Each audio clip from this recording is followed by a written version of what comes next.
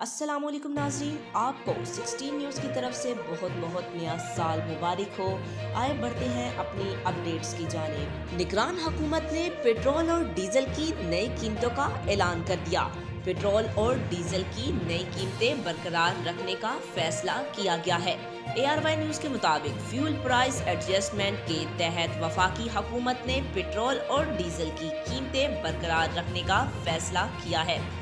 वज़ीर आज़म ने पेट्रोलियम मसनूआत की कीमतों में रद्दोबदल की मंजूरी दे दी है। ज़राए का कहना है कि मिट्टी के तेल की कीमत में ₹2.19 फी लीटर कमी की गई है, जबकि लाइट डीजल की कीमत ₹1.11 फी लीटर इजाफा किया गया है। वाज़िया रहे कि इस वक्त पेट्रोल की कीमत ₹267.34 फी लीटर है, जबकि डीजल की फी लीटर कीमत ₹276.21 है। आज तक के लिए इतना ही। मजीद ऐसी मालूमाती वीडियो देखने के लिए हमारे चैनल को सब्सक्राइब करें।